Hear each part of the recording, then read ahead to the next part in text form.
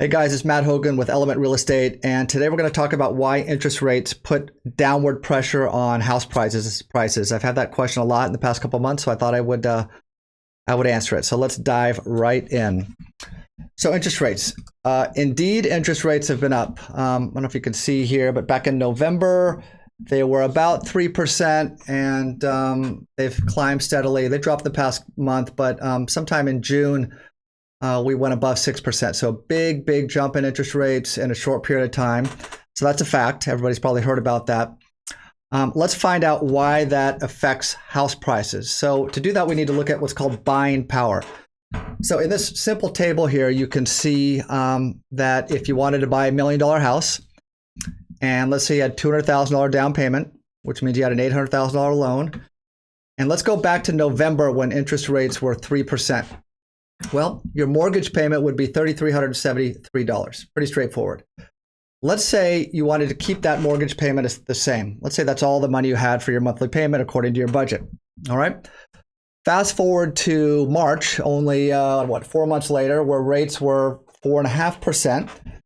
And you can see that if you wanted to keep that mortgage payment the same, well, you wouldn't be buying $1 million house. You'd be buying a house for $865,000. That's because your loan amount drops because the interest rates went up. So the same money per month is buying you substantially a less house. And to make the point even more, take a look at how it was in June when rates were at 6%. Well, that same mortgage payment doesn't get you $1 million house, doesn't get you an $865,000 house. In fact, it gets you a $762,000 house. Same payment. The reason, again, because the interest rate on your mortgage went up. So that puts pressure on prices. That's the first thing.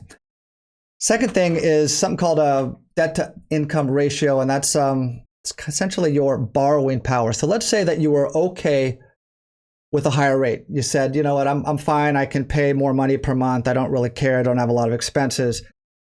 Well, in some cases, you wouldn't even be allowed to take on the higher rate because the bank would limit it with something that's called a debt to income ratio. So let's explain this here. So I got two people. Joe Schmo makes 150 grand a year. Betty Lou makes 200 grand a year. Who qualifies for a larger loan? Pretty straightforward. You got it, Betty Lou. Okay. That's income. But banks don't look at income alone. They look at income and your debt and the ratio between the two. So in this other example, you see Joe Schmo, 150 grand a year. Let's say he's got 15 grand a year in debt. Debt are things like credit cards, car payment, student loan. Over here, Betty Lou, yeah, she's got her 200K, which is more than Joe Schmo, but guess what? She's got $90,000 a year in debt. Maybe in addition to the credit cards and student loan, she has a house that she pays a mortgage on.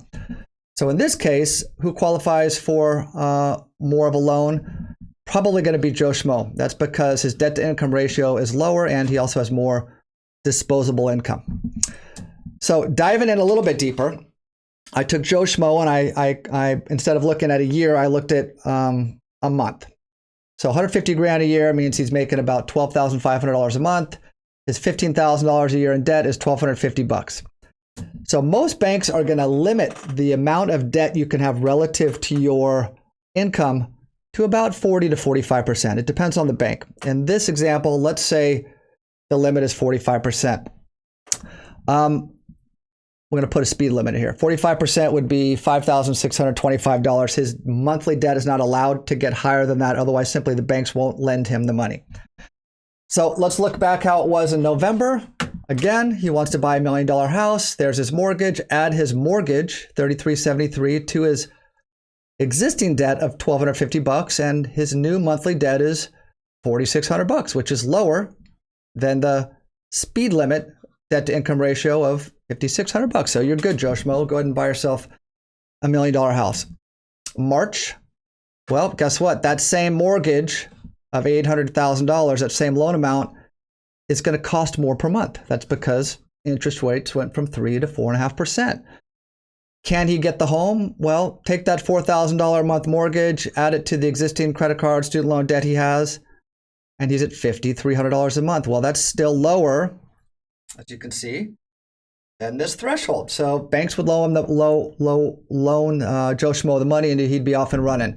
although he'd be paying about $700 more a month. How was it in June? Well, interest rates went up even more, which means for the same loan amount, his mortgage payment grows another $700 a month. So that would be the mortgage payment, $4,796. Add it to the $1,250 of debt he already has. And if I can get this to work here. There you go. All right, we got a problem. You can see that the debt that he would have is higher than the limit the bank is putting on him, which would mean essentially it goes higher than the 45% or the 5625. So even if Joe Schmo said, I don't care, I can afford it, I've got the income, they simply wouldn't loan him the money to buy this house. So moral of the story, when rates go up, your buying power goes down and your borrowing power goes down. And these two things together put pressure on prices.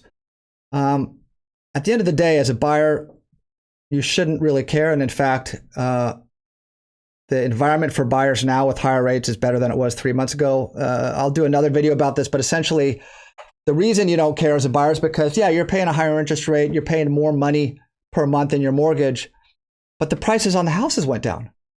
So we'll talk about that in a later video, but essentially don't fret if you're a buyer. In fact, the environment now is, in my opinion, better than it was 6 months ago for buyers. And so that's it. I'm going to wrap it up. You guys have a good day, good weekend, and I will see you next time. Thanks.